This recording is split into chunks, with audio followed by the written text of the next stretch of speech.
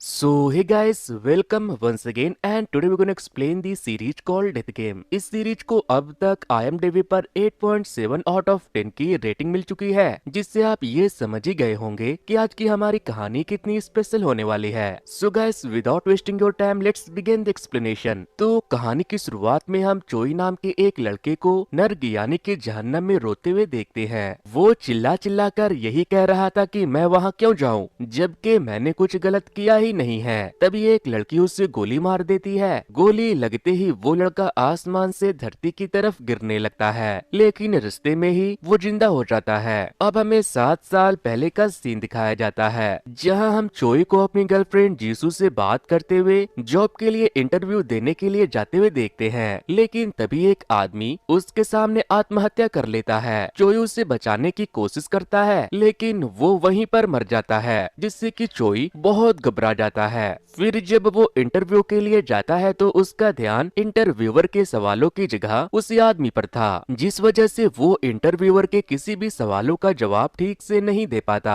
इसीलिए उसे जॉब नहीं मिलती। अपने ग्रेजुएशन के बाद जॉब ना मिलने और अपने स्टडी लोन चुकाने के लिए चोई दूसरे अलग अलग काम करना शुरू कर देता है। चोई ग्रेजुएट होने के बाद भी मेरी तरह बेरोजगार था, लेकिन अपना खर्चा पानी चलाने के लिए कभी वो वेटर, कभी ड्राइवर तो कभी डिलीवरी बॉय का काम करने लगता है। इसी बीच वो कंटिन्यू कोई कैदी का जॉब भी ढूंढ रहा था। इसी तरह 7 साल बीत जाते हैं। फिर एक दिन उसे कंपनी से जॉब के लिए कॉल आता है। चोई अच्छे से प्रिपेयर होकर इंटरव्यू देने के लिए चला जाता है। इस बार चोई का इंटरव्यू एक बहुत बड़ी कंपनी में था और आज उसका इंटरव्यू बहुत अच्छा जाता है। फिर जैसे ही वो इंटरव्यू देकर बाहर आता है, उसे उसके दोस्त यही का कॉल आता है, जो उसे बताता है कि तुमने हायोन के जिस स्कीम में पैसा लगाया था वो एक फ्रॉड था। उसने हमें स्कैम किया और हमारे पैसे लेकर भाग गया। यह सुनते ही चोई भागते हुए अपने दोस्त हायोन के घर पहुंच जाता है, लेकिन उसके घर के बाहर लॉक लगा हुआ था। चोई पागल हो जाता है, क्योंकि उसने अपनी 7 साल की सेविंग हायोन के उस स्कीम में इन्वेस्ट कर रखी थी। फिर जब चोई अपने घर जाने लगता है तो वो रास्ते में अपनी गर्लफ्रेंड जीसू को किसी और के कार से उतरते हुए देखता है। कार के जाने के बाद चोई जीसू के पास जाता है, लेकिन वो उससे कुछ नहीं कहता और वापस जाने लगता है। मगर जीसू उसे रोक लेती है और उसे पैसों से भरा एक इन्वेलप देती है, क्योंकि उसे पता था कि चोई जॉब इंटरव्यू की वजह से कोई पार्ट टाइम जॉब नहीं कर रहा, इसीलिए उसे पैसों की जरूरत होगी। जीसू अक्सर अपने बॉयफ्रेंड को पैसे देकर उसकी मदद किया करती थी, आप भी करना। लेकिन चोई उसे उसके पैसे वापस दे देता है और उससे पूछता है कि क्या वो तुम्हारा नया बॉयफ्रेंड था। जीसू कहती है कि नहीं, वो मेरा बॉयफ्रेंड नहीं था। जिस पर चोई कहता है कि आखिर मेरी वजह से तुम कब तक इस तरह से रहोगी, मैं तुम्हारे लायक नहीं हूँ। जीसू, तुम मुझसे अच्छा डिजर्व करती हो, तुम मेरे लिए कब तक ऐसे ही रहोगी। चोई रोते हुए उसे गुड बाय बोलकर वहाँ से चला जाता है। फिर जब वो अपने घर पहुँचता है तो देखता है कि उसके घर का सारा सामान खुले में पड़ा है और बारिश भी हो रही थी। घर के दरवाजे पर एक नोट चिपका हुआ था, जिसमें लिखा था कि तुमने कई महीनों से रेंट नहीं दिया, इसीलिए मैंने ये घर किसी और को रेंट पर दे दिया है। अब तुम अपना सामान लेकर यहाँ से चले जाओ। लेकिन बारिश हो रही थी, जिसमें चोई के घर का सारा सामान भीग रहा था। इसी तरह सुबह हो जाती है। सुबह उसे उस कंपनी से मैसेज आता है जहाँ वो कल इंटरव्यू के लिए गया था, लेकिन वो इंटरव्यू में फेल हो चुका था। जिसके बाद चोई बहुत रोता है। उसने अपने पैसे खो दिए, उसे जॉब नहीं मिली और उसकी गर्लफ्रेंड ने भी उसे धोखा दिया था।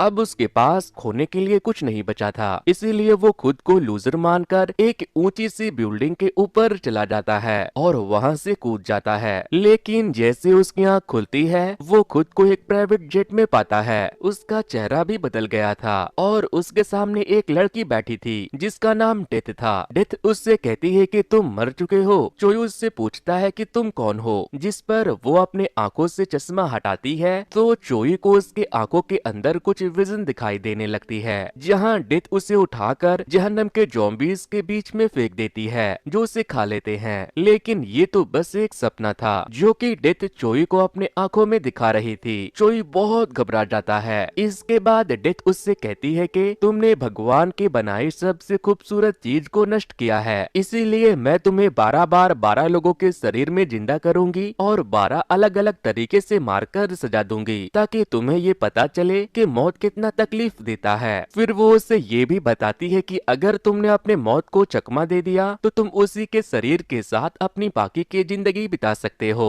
लेकिन चोई कहता है मैं जिंदा रहना नहीं चाहता, मेरी जिंदगी नर्क से भी बदतर है, जिंदगी बहुत तकलीफ देती है। मगर डेथ वहाँ से गायब हो जाती है। इसके बाद चोई उस प्लेन में घूमने लगता है और सोचता है कि वो जिसके शरीर में है वो आदमी कितना अमीर है। तभी उसके सामने एक चमकता हुआ और आता है जो उसके दिमाग में घुस जाता है, जिससे उसे उस आदमी के बारे में सब पता चल जाता है। वो जिसके शरीर में था उसका नाम पार्क था और वो उस कंपनी के सीईओ का बेटा था जहां वो इंटरव्यू देने के लिए गया था। उस ऑर्ब के जरिए चोई को पार्क के सारे मेमोरीज आ जाती है, जिसके बाद वो सोचता है कि जिस कंपनी में वो काम करना चाहता था अब वो उस कंपनी का मालिक बनकर रहेगा। लेकिन तभी उस प्लेन के इंजन में आग लग जाती है और प्लेन तेजी से नीचे की तरफ गिरने लगता है। इंजन में आग लगने से चोई भी बुरी तरह जलकर मर जाता है और जैसे उसकी आँख खुलती है वो एक बहुत ही अजीब सी जगह पर पहुंच जाता है। तभी डेथ उसके सामने आती है और उससे कहती है कि इस बार तुम बहुत जल्दी आ गए, लेकिन 11 बार अभी भी बचे हैं। डेथ उसके सामने अपने गन में बुलेट भरने लगती है। चोई पूछता है तुम्हारे पास गन क्यों है, इससे तो लोग मरते हैं। जिस पर वो कहती है कि मेरे लिए इससे आत्महत्या करने वाले लोग जिंदा होते हैं। फिर चोई पूछता है कि अगर मैं 12 में से किसी एक भी शरीर में जिंदा नहीं रह पाया तो फिर मेरे साथ क्या होगा।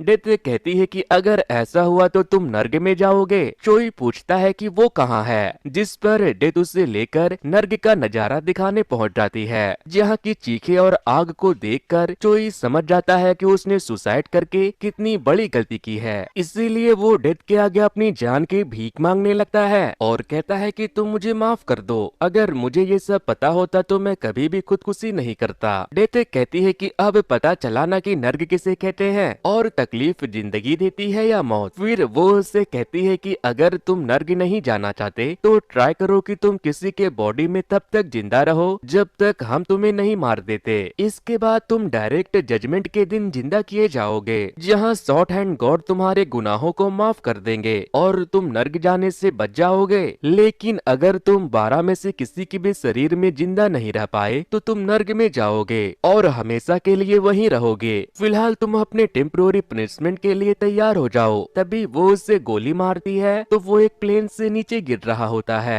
उसे कुछ समझ नहीं आता कि वो प्लेन से क्यों गिर रहा है। तभी मेमोरी ऑर्ब उसके दिमाग में घुसती है, जिससे उसे पता चलता है कि उस वक्त वो सॉन्ग नाम के एक आदमी के शरीर में है, जिसने बिना पैरासूट के एक प्लेन से नेट के ऊपर कूदकर वर्ल्ड रिकॉर्ड बनाने का चैलेंज लिया है। अगर वो ऐसा करता है तो उसे 3 बिलियन मिलेंगे। लेकिन वो नेट पर नहीं गिरता, वो आसमान से डायरेक्ट जमीन पर आकर गिरता है, जिससे कि वो बहुत ही बुरी तरह से मर जाता है। अब जब चोई की नींद खुलती है तो वो फिर से डेथ के पास पहुंच गया था। चोई डेथ से पूछता है कि तुमने तो कहा था कि मैं जिसके शरीर में जिंदा रहना चाहूँ रह सकता हूँ, लेकिन मैं तो जिसके भी शरीर में जाता हूँ वो तो मरने ही वाला होता है। डेथ कहती है कि ये तो बस एक कोइंसिडेंट है। फिर वो उससे फिर से एक गोली मारती है। इस बार उसकी आँख खुलती है तो वो एक स्कूल स्टूडेंट के बॉडी में था, जहाँ वो देखता है कि एक लड़का सॉन्ग यानी कि चोई का बिना पैरासूट के प्लेन से कूदने वाले वीडियो को देखकर हंस रहा है। वो उसे मारने के लिए जाता है क्योंकि वो किसी के मौत पर हंस रहा था। लेकिन तभी मेमोरी ऑर्ब उसके अंदर घुस जाती है, जिससे उसे पता चलता है कि वो जिसके शरीर में है उसका नाम केवॉन है, जिसे स्कूल जाना बिल्कुल भी पसंद नहीं है क्योंकि स्कूल के सीनियर बच्चे उसे बहुत परेशान करते हैं। इसीलिए उसने सुसाइड करने का भी डिसाइड कर लिया था।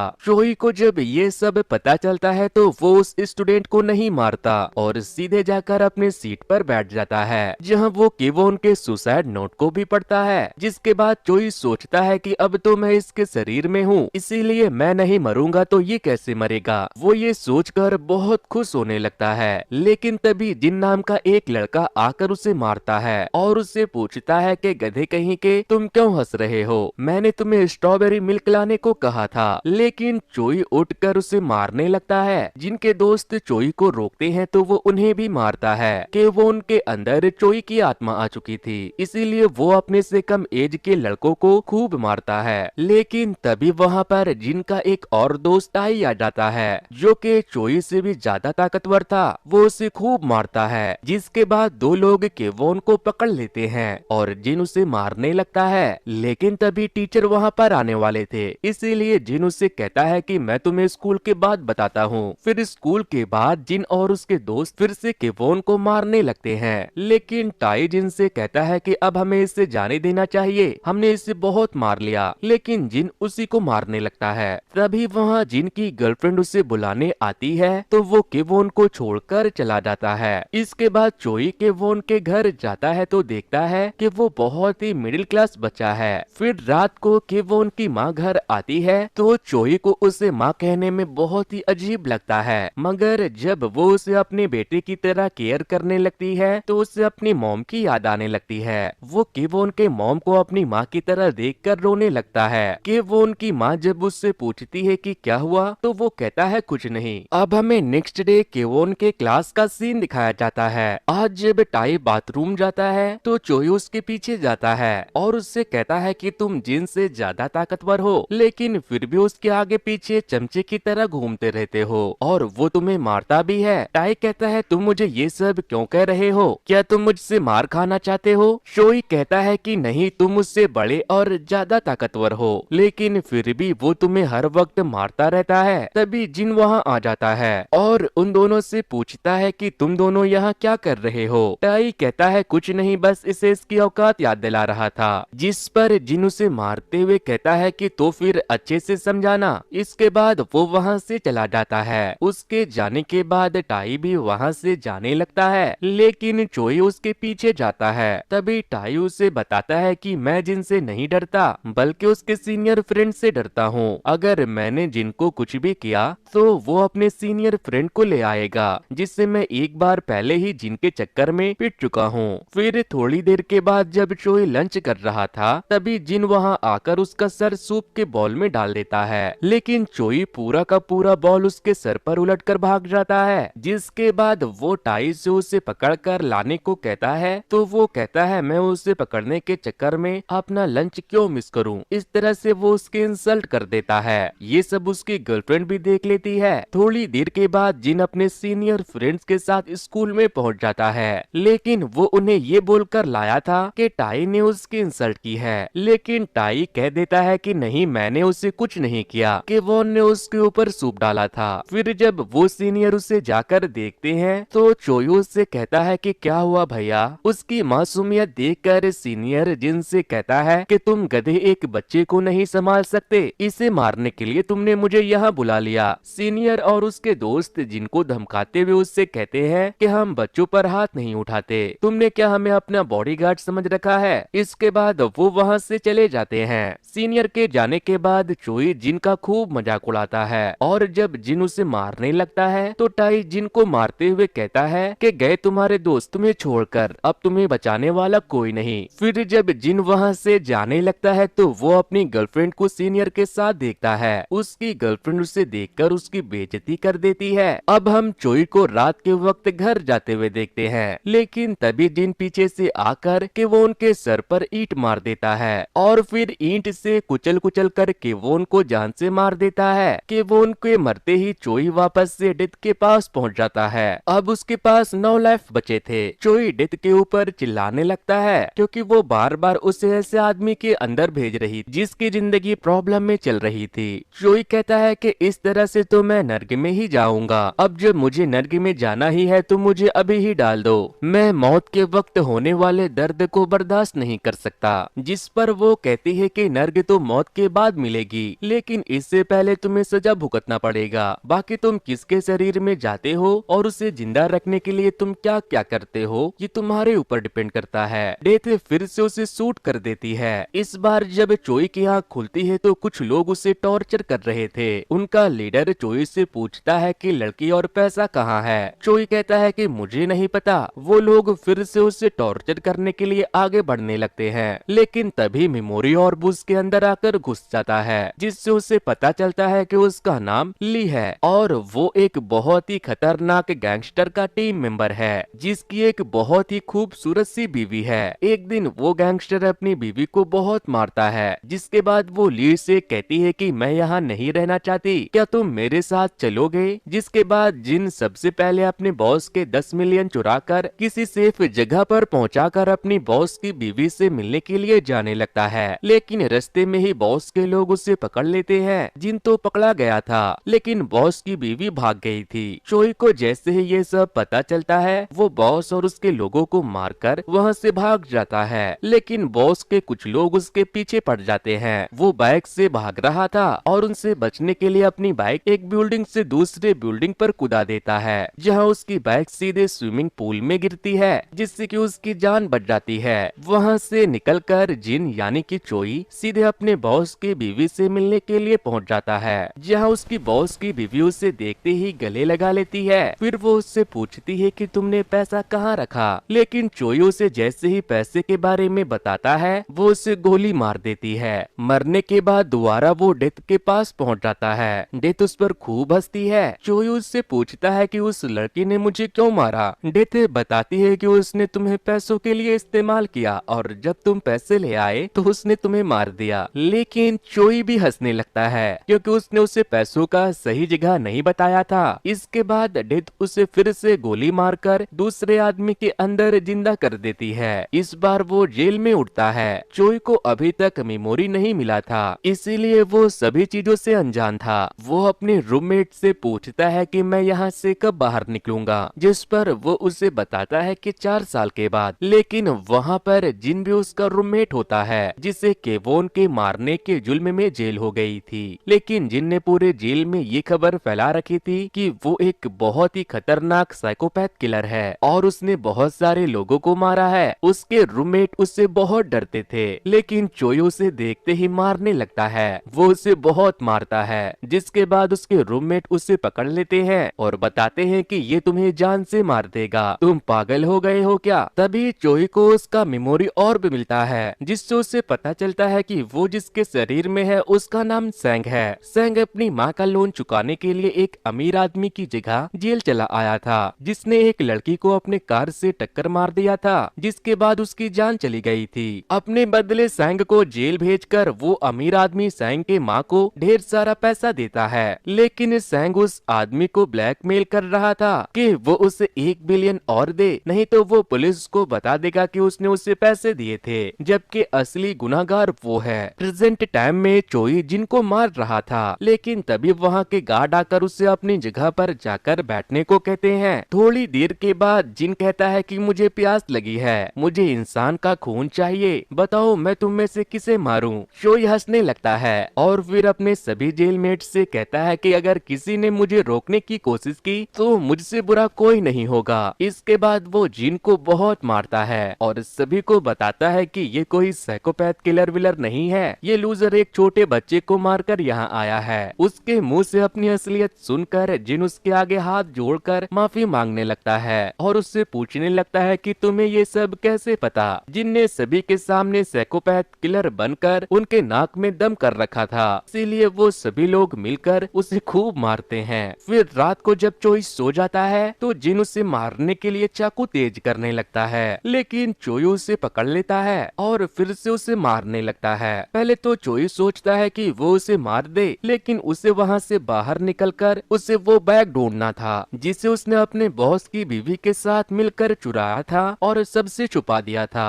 इसीलिए वो उसे वो सारी बातें बताने लगता है जो उसने केवोन के साथ किया था। जिन पूछता है कि तुम्हें ये सब कैसे पता, तो वो उसे बताता है कि मैं मरे हुए लोगों से बात कर सकता हूँ, केवोन अभी तुम्हारे सामने ही बैठा है। जिसके बाद जिन उससे डरने लगता है। जिन इतना डर जाता है कि वो अपने पैट में सुसु कर देता है और इसके बाद से उसे हर जगह बस वही दिखाई देने लगता है। इससे जिन पूरा पागल हो जाता है। इसी तरह सेंग के जेल में 4 साल बीत जाते हैं। फिर हम सेंग को जेल से छूटते हुए देखते हैं। सेंग को लेने के लिए वही आदमी आया था जिसके चक्कर में वो जेल गया था। वो उससे पैसे देता है क्योंकि सेंग ने उससे कहा था कि अगर तुमने मुझे और पैसे नहीं दिए तो मैं पुलिस वालों को बता दूंगा कि मैंने नहीं बल्कि तुमने उस बच्ची को अपनी कार से मारा था। लेकिन चोई अमीर आदमी से पैसे लेने से साफ मना कर देता है और वहाँ से चला जाता है। चोई वहाँ से डायरेक्ट उस जगह पर जाता है जहाँ पर पिछली बार उसने पैसे छुपाए थे।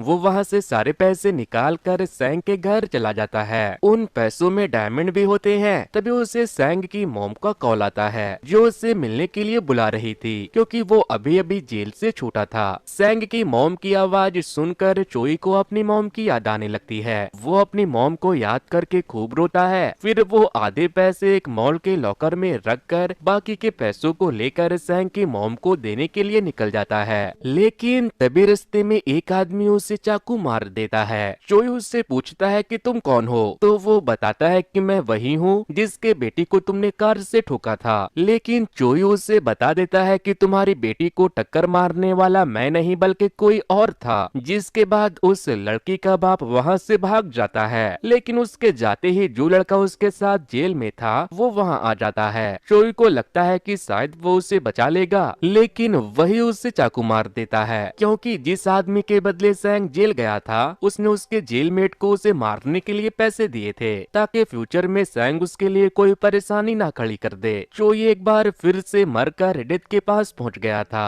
चोई बहुत रोता है क्योंकि वो बहुत परेशान हो गया था और अब उसके पास 7 लाइफ ही बचे थे। चोई डेथ से कहता है कि चलो मारो मुझे। डेथ उसे फिर से मार देती है। इस बार उसे होश आता है तो वो एक बच्चे के अंदर उठता है, लेकिन वो रोने लगता है क्योंकि उसे लॉकर से पैसे निकालने थे। तभी उस बच्चे की माँ वहाँ आती है और उसे अपने साथ लेकर गुस्से में चली जाती है। वो बच्चे को कार के पीछे बैठाकर उस पर बहुत चिल्लाती है क्योंकि अपने बच्चे की वजह से वो बहुत डिस्टर्ब हो रही थी। वो उसे घर ले जाकर सोफे पर फेंक देती है। तभी उस बच्चे का बाप आता है और जबरदस्ती उस बच्चे को एक्सपायर्ड फूड खिलाने लगता है क्योंकि वो भी अपने बच्चे से प्यार नहीं करता था। तभी वहाँ पर चाइल्ड अब्यूज सेंटर से कुछ ऑफिसर आते हैं क्योंकि उन्हें पता चला था कि वो अपने बच्चे को मारते पीटते हैं। लेकिन उस बच्चे के डैड चाइल्ड वेलफेयर डिपार्टमेंट में थे, इसीलिए पुलिस वहाँ से चली जाती है। लेकिन चोई रो रो कर उन्हें रोकने की कोशिश करता है, लेकिन वो एक बच्चे की आवाज नहीं समझ सकते थे।